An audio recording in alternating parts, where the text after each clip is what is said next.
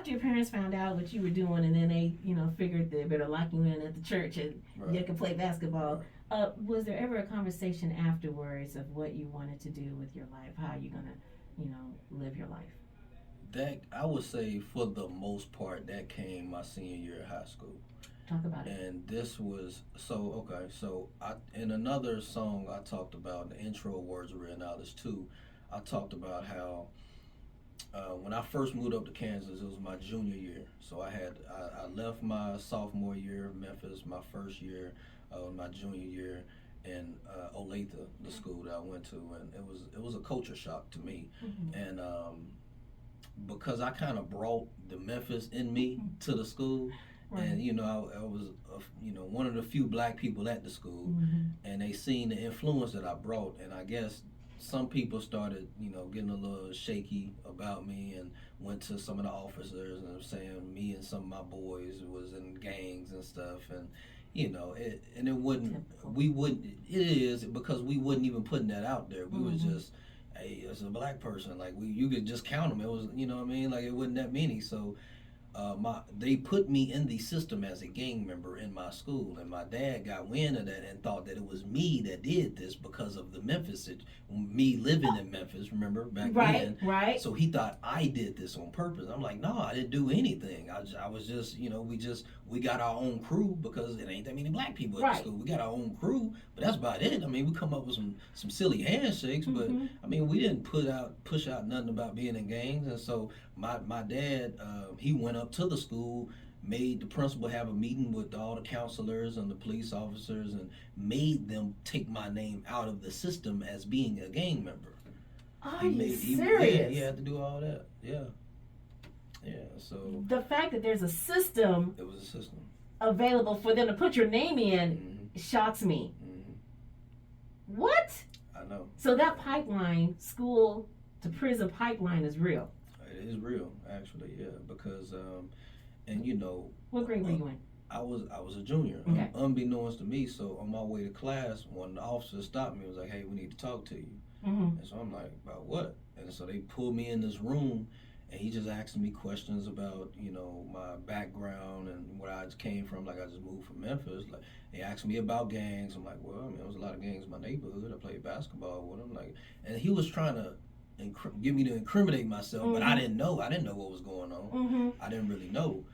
And it was one guy that I went to school with, I was cool with. He claimed to be in a gang, but I thought, I didn't really take him serious with it.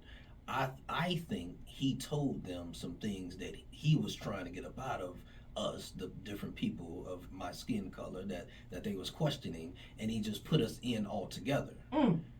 But I kept telling him, I'm like, I never joined the gang. Like, I hung with him. It was my neighborhood. Like, we played ball. That was our thing. But he put me into the same category. And with this other guy, that didn't make it better for me. And and so that's why my pops had to come up there and set it off.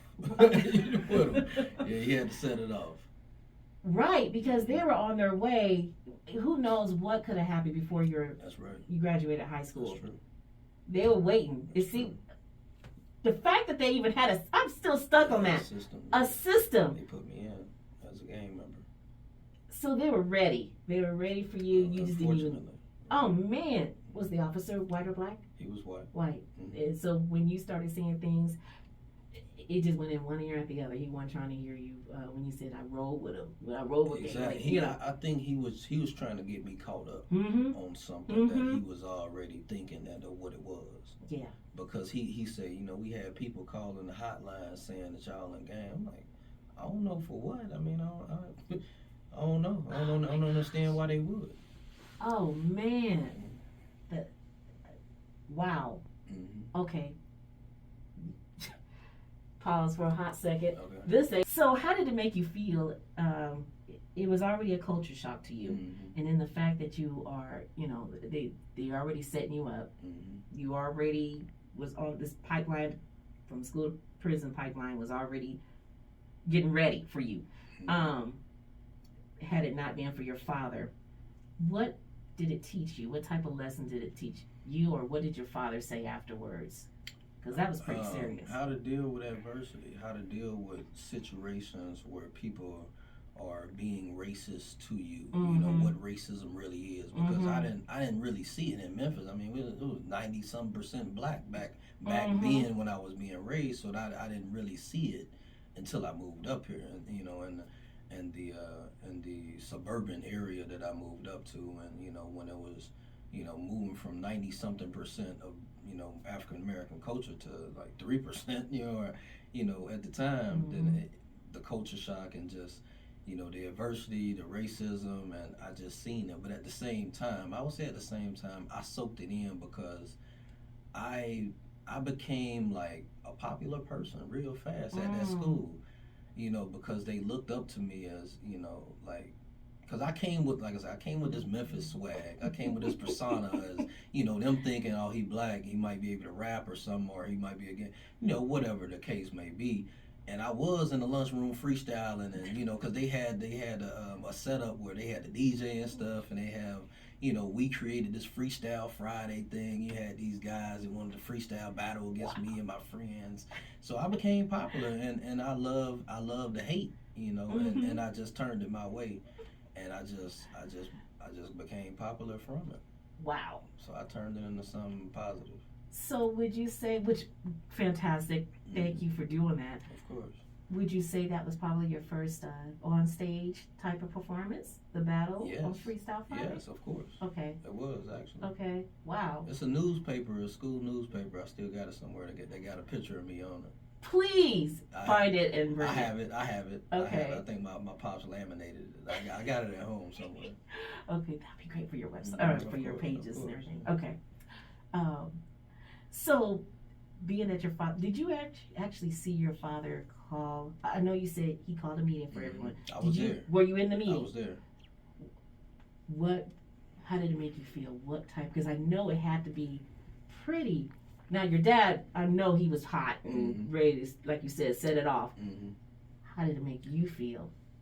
What were you thinking of your father doing that? Right. So, at first, I felt, I'm trying to think of the word. I felt like me trying to tell him it wasn't me that did it. I wasn't the one that made them think this, because he just straight believed from when because I think how it happened was they called the house and he picked up and it was like, man, they telling me this and that and this and that. How else would they get all of this? I was like, I just told them I was from Memphis. We hung out with, I mean, it was gangs in the neighborhood. We all know that. We played basketball with them all the time. That's what, you know, and it got translated into, I'm a gamer. I was like, I never told them that though. Like, and he was just threatening me because my sister still lived there. He was like, well, you know, maybe you just need to move back there then, since you want to portray this, you know, character or whatever. I'm like, but I didn't. It wasn't me. And so he finally understood and was like, all right,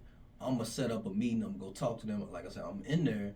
And he was like, well, my son is telling me that he didn't tell y'all any of this, of what y'all saying, and it was y'all that turned this on him. And then that's when they started folding and was like, you know, this and that, and yeah, I guess, you know, we probably did exaggerate things and went a little over what we, and he, like I said, he set it off. He struck fear into them, and you know, I guess since then, all the counselors, everybody got cool with me after that. You know, I had handshakes with the counselors. I was cool with the principal, and you know, after that, of course, and you know, it's whatever, because you know, I'm a positive, I'm a forgiving person. You know, I'm a very forgiving person. You know, and I understand people. I understand I get stereotyped a lot. I understand. Aren't you tired? I'm profiled. Aren't you tired of that?